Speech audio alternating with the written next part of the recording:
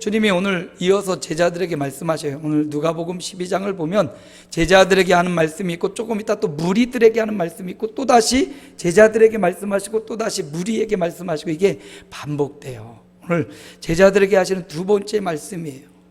예수님은 십자가의 길을 가려고 이 땅에 오셨습니다.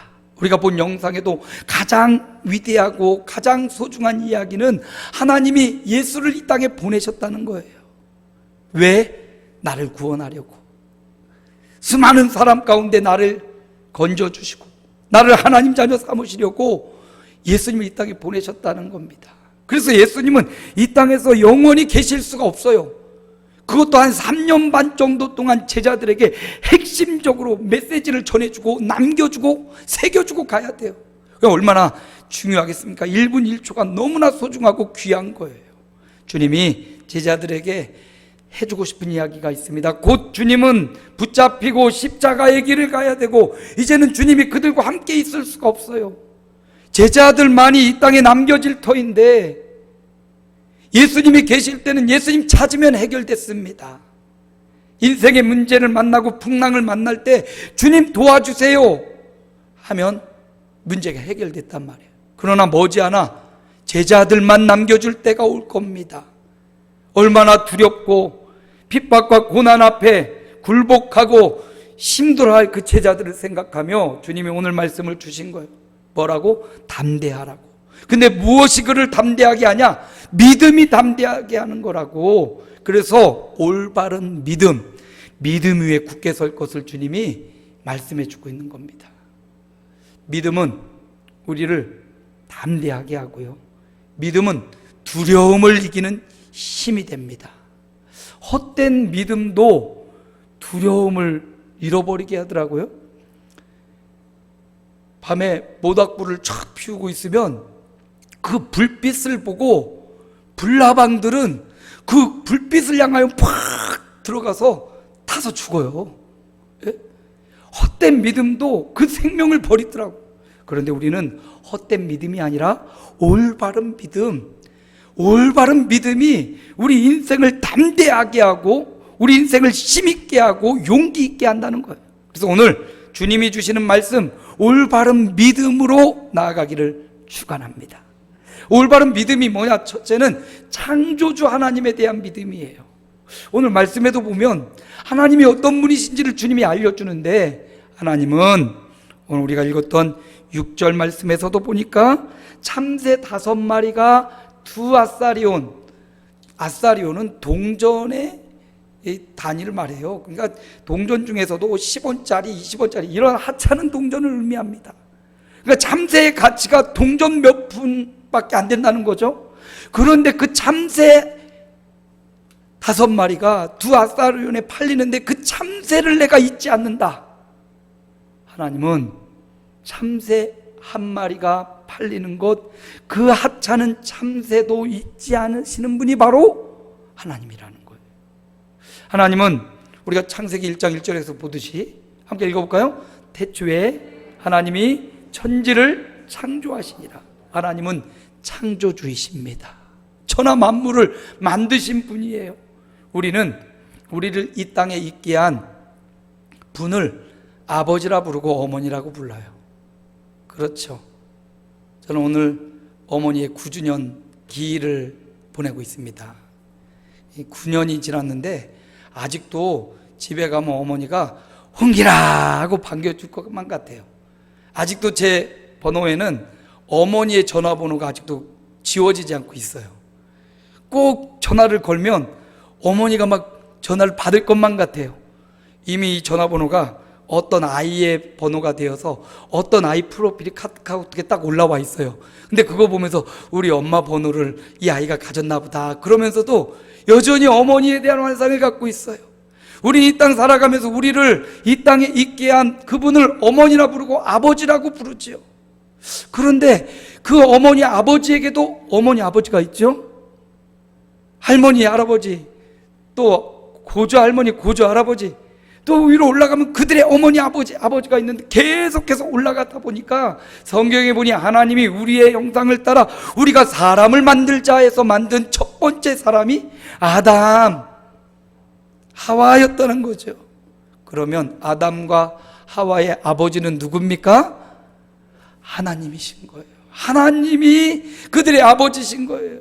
오늘 저와 여러분의 아버지도 하나님이신 줄 믿습니다. 우리 아들의 하나님 아버지, 우리 아들의 아버지도 하나님이신 거예요. 우리 인생의 아버지는 하나님이 되시는 줄 믿습니다. 창조주이신 하나님, 지으신 분이 바로 아버지예요. 누가 세상을 지었습니까? 우리 하나님이 세상을 지으신 저와 여러분의 아버지가 되는 줄 믿습니다. 창조주이신 천하 만물을 만드신 분, 신기하게도 우주에 나가보면 수많은 별들이 있고 하늘을 보면 수많은 별들이 있고 지구만 있는 게 아니라 이 우주에 수많은 별들이 있어서 그 별들의 수를 헤아릴 수도 없고 과학자들에 의하면 이 우주의 끝이 어딘지 밝혀낼 수도 없다고 하잖아요. 이 수많은 우주가 있는데 이 수많은 우주에 수많은 지구와 같은 행성들이 있는데 이 행성들이 다 자전을 하고 공전을 하고 이렇게 돌아가고 있는데 이게 부딪히질 않아요. 누군가의 어떤 지적인 설계가 없으면 이것들이 부딪히고 무너지고 파괴될 것인데 창조주의 어떤 이 지적인 설계에 의해 이 우주가 조성되지 않으면 이게 불가능하다는 말이죠. 하나님은 세상을 만드신 창조주가 되십니다. 세상을 만드시고 우리 인생을 만드실 능력과 권한이 있으신 분이 바로 하나님이시라는 거예요. 근데 바로 그 하나님이 우리를 사랑한다는 사실입니다. 그 능력 많고 권세 많고 한이 없으신 전능자요 살아계시고 무한하시고 영원하신 그 하나님이 사랑이라는 거예요. 그래서 요한일서 기자는 이렇게 말하죠. 우리 함께 읽어볼까요?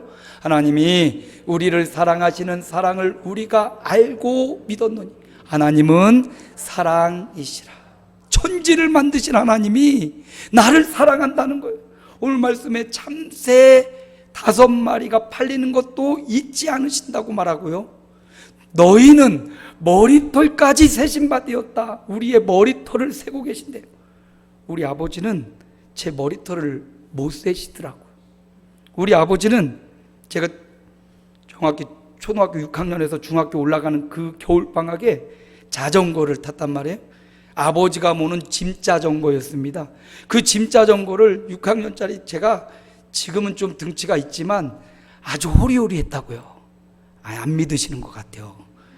얼굴도 아주 샤프하고 아주 호리호리 근데 그 짐자전거가 무겁지 않습니까? 그 자전거를 타고 그냥 신나게 달려가다 오르막을 만나서 내가 이거 올라갈 수 있다고. 올라가기 힘든 고바이거든요. 근데 이거 빨리 이렇게 굴러서 가면 요즘 자전거는 기아가 있지만 예전 자전거는 기아도 없잖아요. 그냥 힘을 다해서 올라가는데 거의 다 이제 다 올라갔다고 핸들을 쫙 꺾는데 그 무게에 그대로 그냥 넘어가가지고 꽝 부딪혔는데 팔이 세동강이 나버렸어요. 세동강이 나가지고 너무 아파갖고 그 순간 초등학교 6학년 하나님 너무 아파요. 하나님 너무 아파요.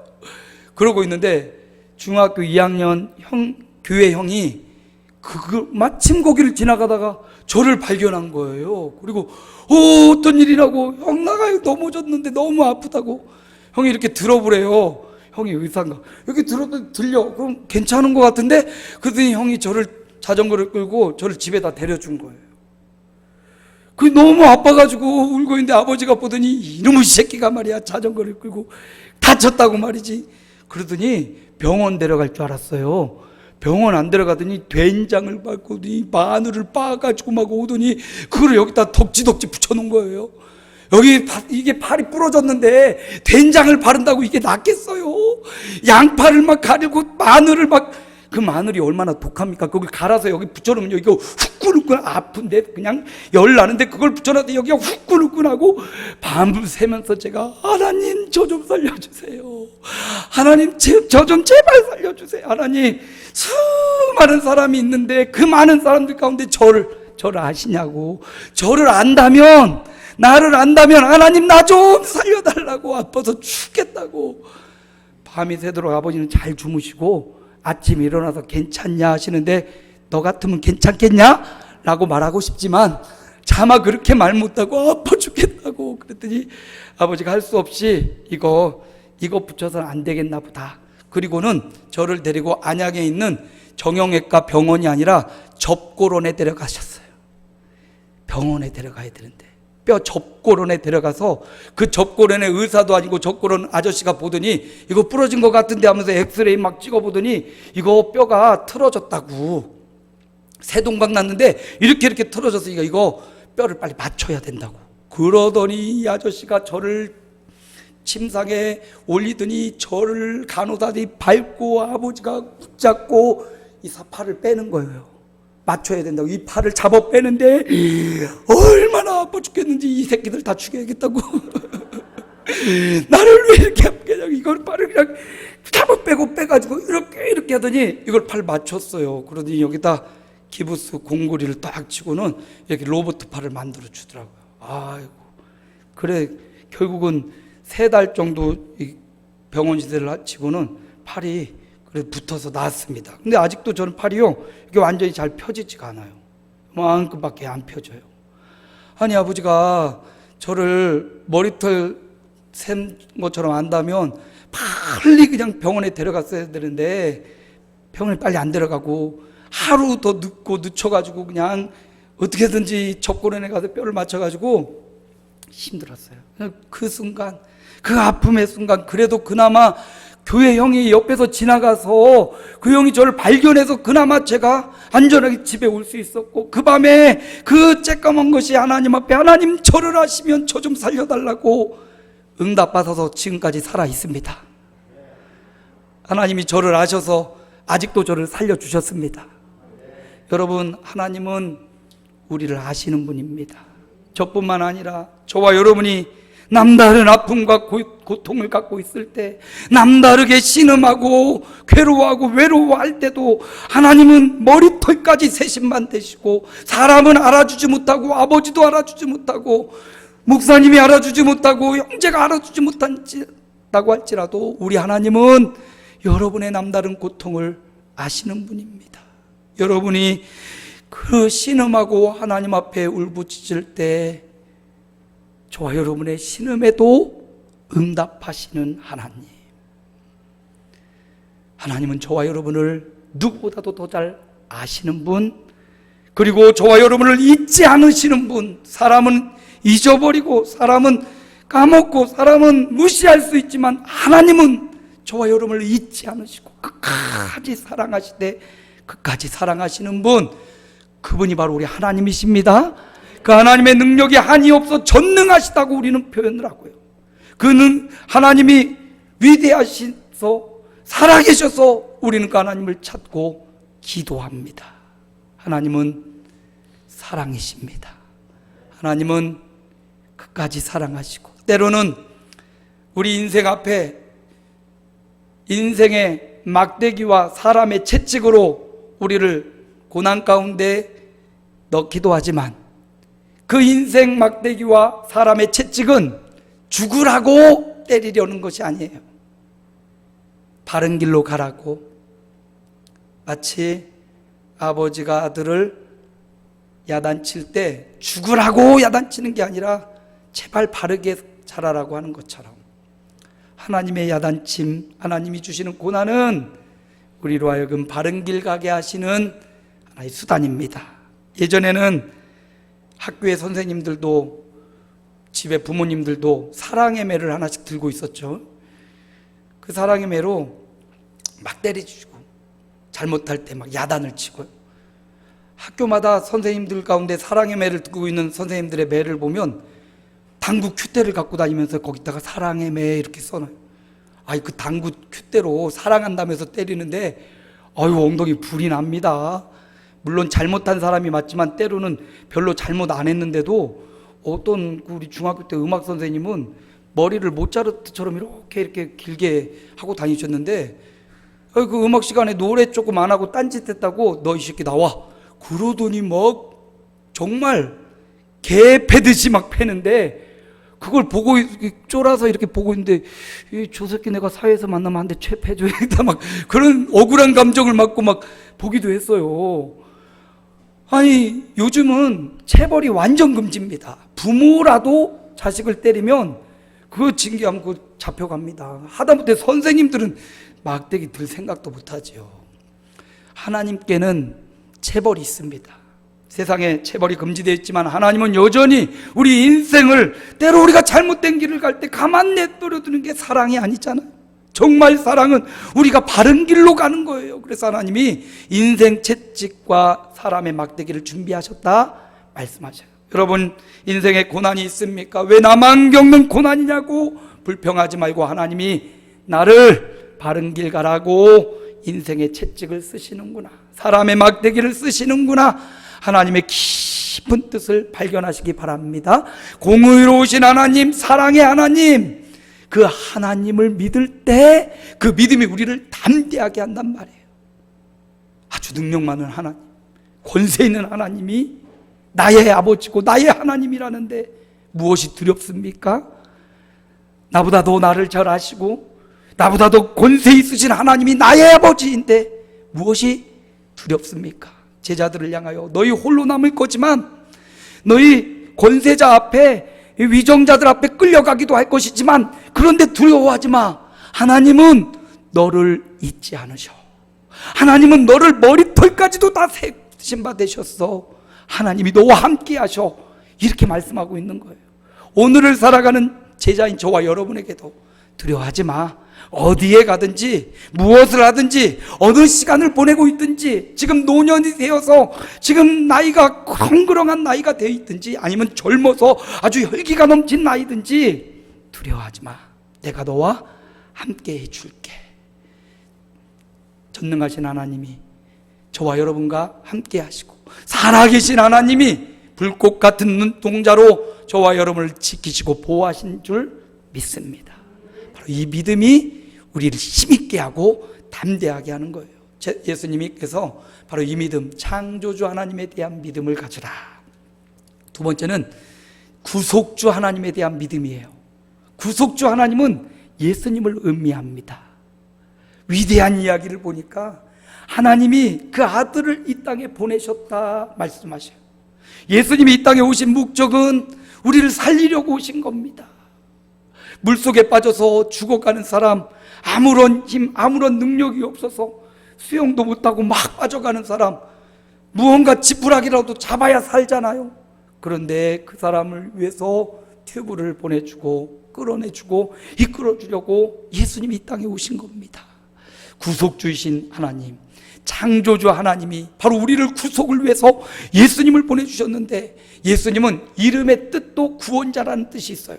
그래서 마태복음에 보니까 예수 이름의 뜻이 나옵니다. 함께 읽습니다. 아들을 낳으리니 이름을 예수라 하라. 이는 그가 자기 백성을 그의 죄에서 구원할 자이심이라 하니라. 예수님은 구원하려고, 구원을 목적에 두고 이 땅에 오신 거예요. 지금 제자들과 3년 반 함께 계시지만 결국은 예수님은 죽으려고 이 땅에 오신 거예요. 우리는 예수 믿음으로 공짜로 구원을 얻고 공짜로 하나님의 자녀가 되고 공짜로 천국을 누리는 것 같지만 절대 공짜가 아닙니다. 세상에도 공짜가 없지요. 공짜가 아니에요. 예수님의 십자가 희생, 예수님의 피 흘리는 고통과 조롱, 멸시가 없으면 우리가 구원받을 수 없었던 거예요. 우리가 아직 죄인 되었을 때, 아직 죄인이었을 때, 우리가 무엇가 의롭고 무엇 정직해서가 아니라 아직 죄인이었을 때 예수님이 우리를 위해 대신 죽어주신 겁니다. 그 십자가 희생이 없이는 구원이 없지요. 나를 사랑해서 십자가 희생으로 우리를 구해주신 겁니다. 주중에 물류센터에 불이 나서 굉장한 인명피해를 입고 또 소방대원 대장님 한 분이 사람 살리려고 들어갔다가 결국 고립되고 어제 뉴스에 나왔죠. 결국 시신으로 발견되었다고 해요. 생명을 살리려고 자기 생명을 아끼지 않고 그곳에서 생명 살리다가 죽은 이 소방관의 용기, 참 칭찬받아야 되고 정말 위대한 영웅 이야기 같습니다. 그 소방관도 참 위대하지만 인류를 구원하기 위해 하늘의 보좌를 버리고 이 땅에 오셔서 그 인류 안에 내가 포함되잖아요. 내가 어떤 사람인데 내가 그렇게 귀하고 내가 그렇게 위대한 사람 아니잖아요. 죄인이고 순간순간 배반하고 배신하고 하나님의 말씀을 저버리고 내 뜻대로 살고 주님의 말씀을 저버릴 때가 많은 나를 구하시려고 그 귀하신 예수님이, 왕이신 그 하나님이 십자가의 희생을, 십자가의 화목제물이 되어주신 거예요. 이 예수님, 구속주 하나님, 이 예수님에 대한 믿음이 우리를 담대하게 한다라는 것입니다. 에베소 1장 7절에 보니까 함께 읽습니다. 우리는 그리스도 안에서 그의 은혜의 풍성함을 따라 그의 피로 말미암아 속량 곧 죄 사함을 받았느니라.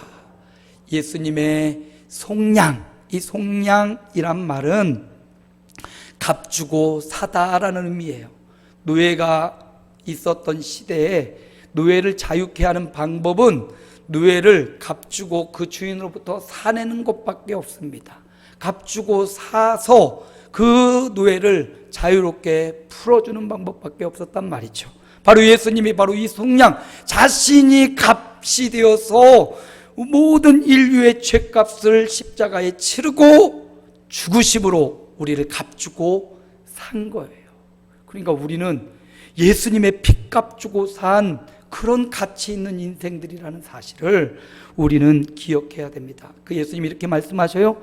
구속주이신 예수님이 제자들에게 이렇게 말씀하십니다. 어떤 위기가 오고 어떤 고난이 오고 핍박이 와도 나를 부인하지 말고 나를 시인하는 자가 되라.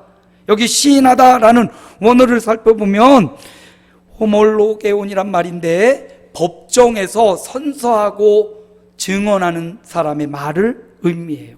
법정에서 거짓말해도 됩니까?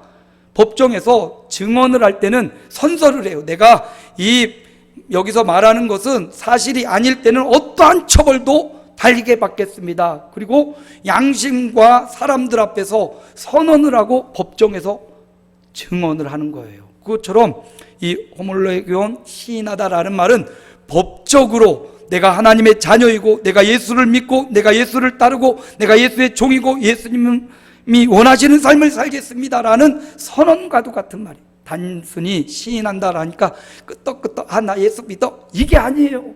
예수를 나의 주인으로 삼고 그분이 원하시는 삶을 살고 이 일을 위해서 몸부림을 치겠고 어떤 고난도 감수하겠다라는 결단과 선언, 신앙 고백이 바로 시인이란 말에 나와 있는 거예요. 주님이 그렇게 말씀하셔요. 네가 사람들 앞에서 나를 시인하면 내가 하나님의 사자들 앞에 하나님 앞에서 나도 너를 시인하겠다.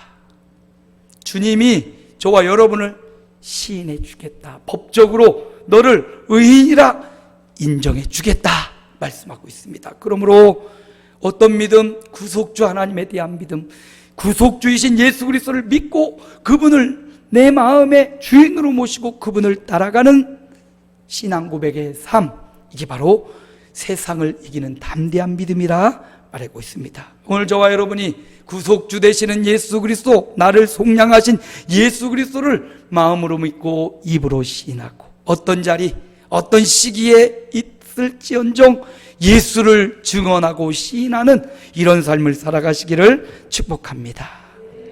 이 믿음이 우리를 담대하게 하고요. 마지막 올바른 믿음이 우리를 담대하게 하는데 어떤 믿음이냐? 보혜사 성령님에 대한 믿음이에요. 주님이 이렇게 말씀하시죠. 요한복음 14장 16절에 보니까 함께 읽습니다. 내가 아버지께 구하겠으니 그가 또 다른 보혜사를 너희에게 주사 영원토록 너희와 함께 있게 하리니. 주님은 이제 3년 반 공생애가 끝나고 십자가에 죽으시고 부활하시고 승천하시면 영원토록 제자들과 함께 있을 수가 없습니다.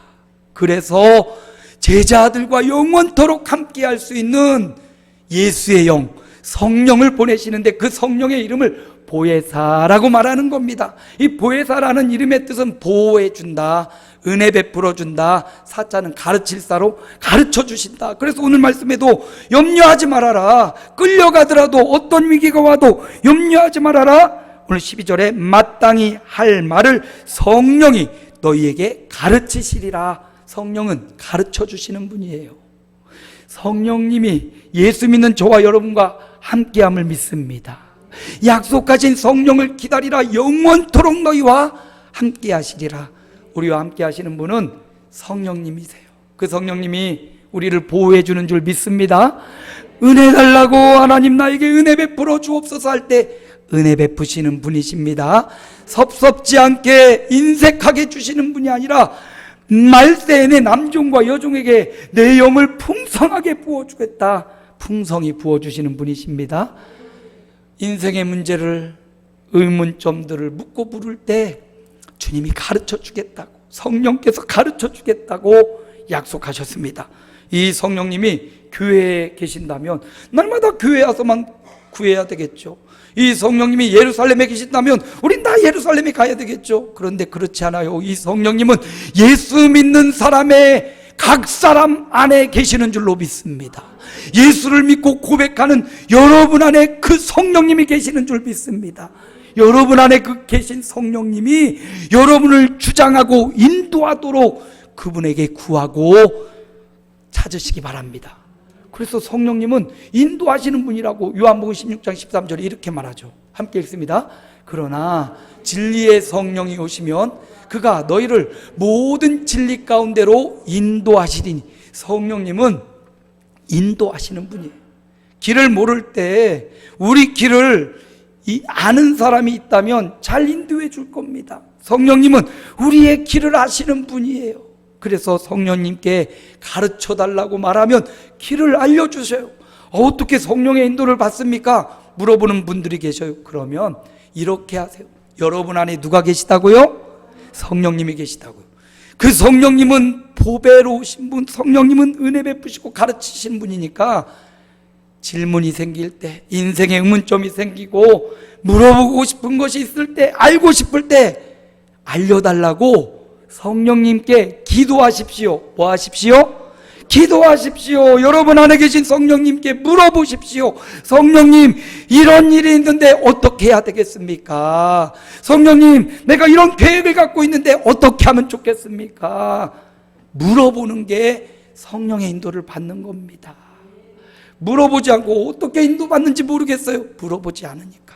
여러분 안에 계신 성령님께, 인도자 되시는 성령님께, 위로자 되시는 성령님께, 상담자 되시는 성령님께 아멘 할 때까지 하려고 그 성령님께 묻고 묻는 게 이게 신앙생활이에요.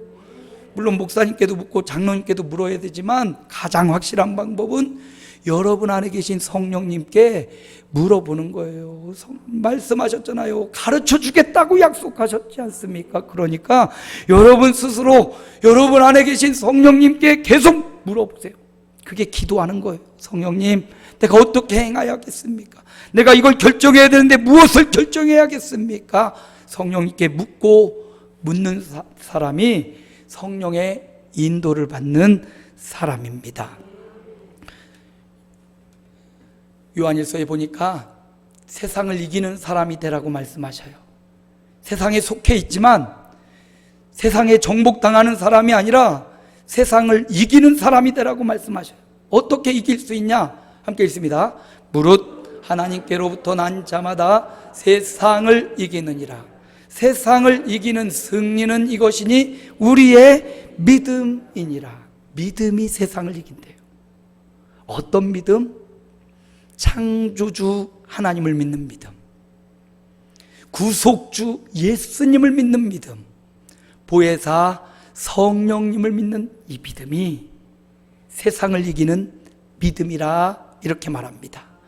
제자들은 예수님이 가르쳐 주신 대로 참새 한 마리 잊지 않으신 하나님, 너를 잊지 않고 머리털도 세신 하나님, 너를 지키고 보호하는 하나님, 너를 시인하는 예수님, 너를 위해 생명 바쳐 주시는 예수님, 너에게 할 말을 가르쳐 주시는 성령님, 이 하나님과 예수님과 성령님을 마음에 담고 결국 예수님이 그들을 남겨두고 십자가 죽으시고 부활하신 이후에도 이 삼위일체 하나님을 믿는 믿음으로 세상을 이기고 겁쟁이였던 베드로가 수많은 사람들 앞에 담대히 나아가 3,000명을 회개시키고 사도 바울 믿음의 사람들을 받게 했던 그가 예수님을 만나고 하나님과 성령님으로 충만하여서 소아시아, 유럽, 로마에 복음을 전하여 기독교 국가를 만드는 위대한 역사를 이루었습니다.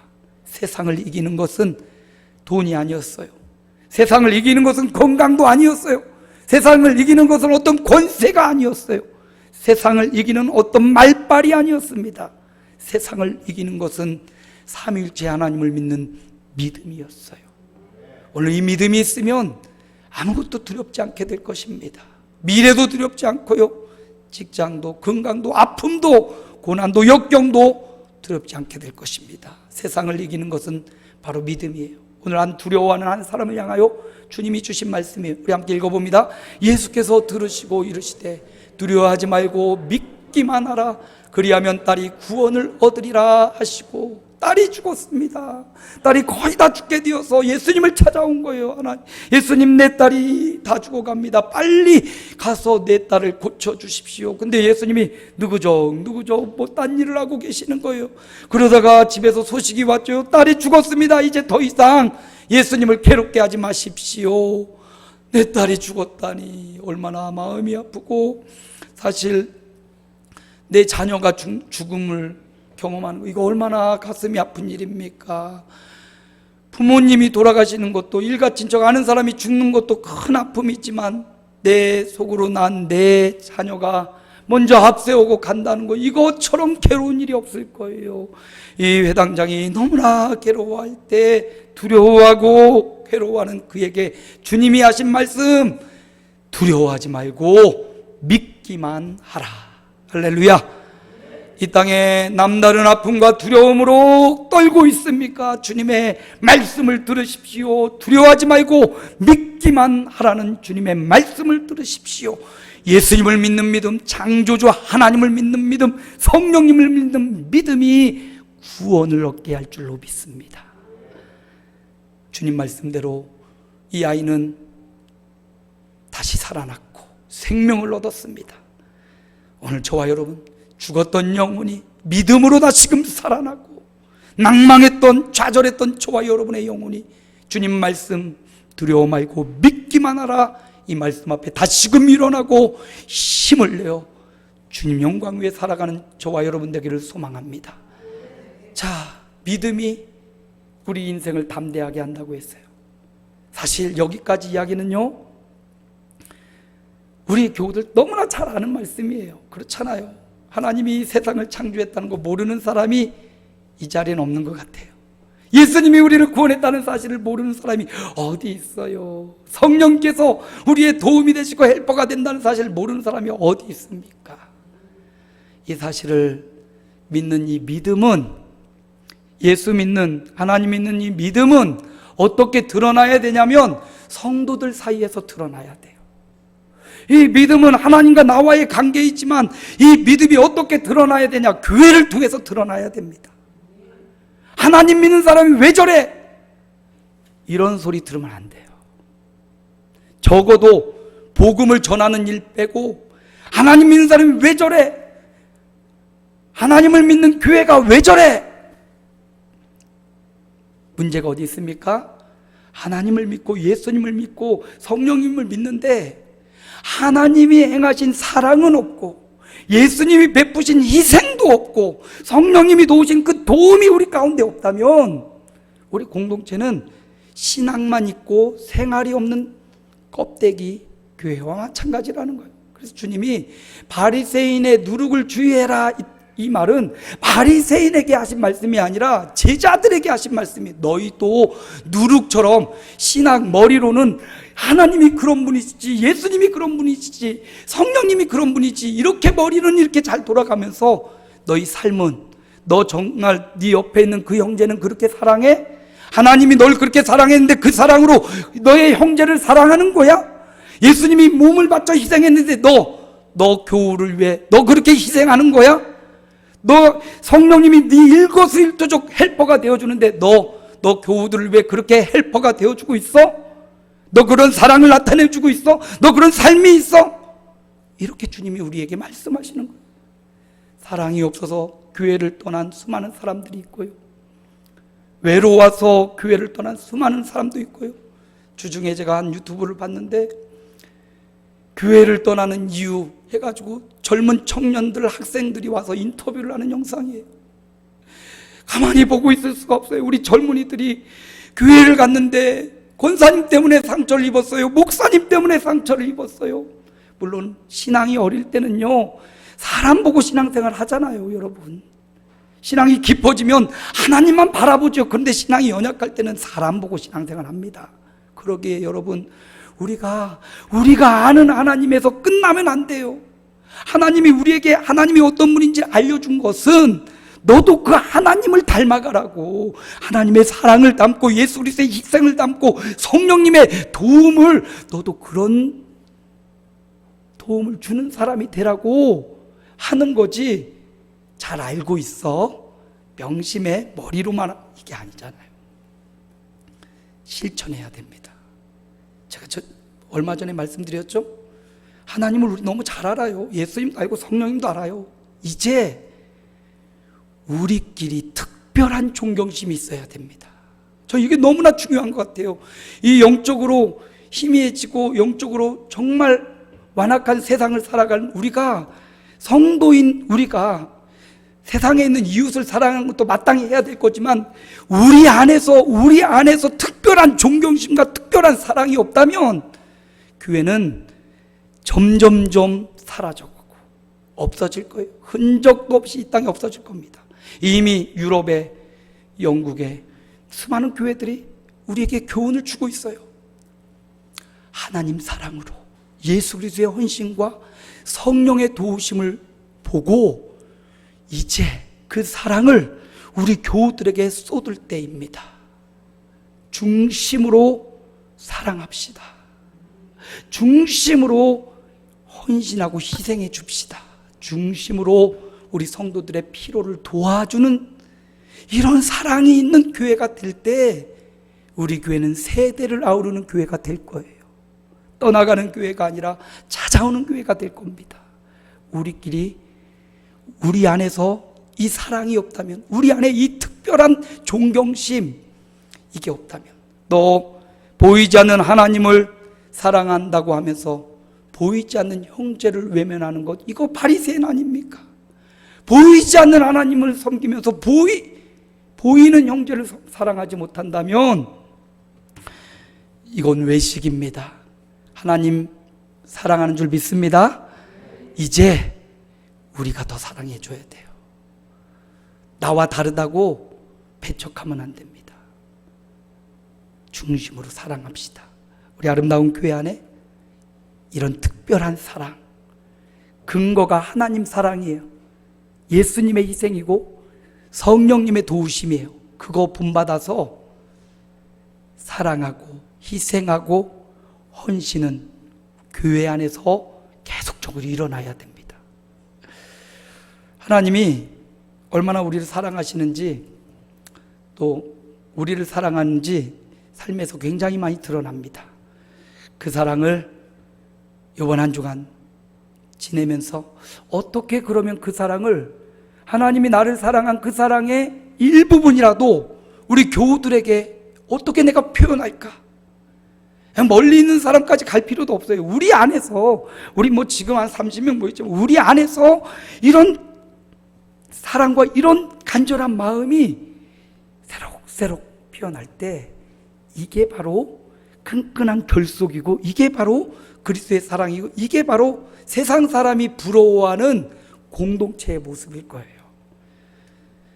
믿음이 사람을, 인생을 담대하게 합니다.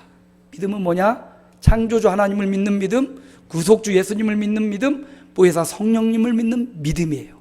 이 믿음은 어떻게 표현되냐? 우리 안에 있는 사랑으로 표현되는 거예요. 뜨겁게, 더 많이 우리 교우들 서로를 존중하고 존경하고 더 많이 사랑하는 공동체, 담대한 공동체가 되기를 주님의 이름으로 축원합니다.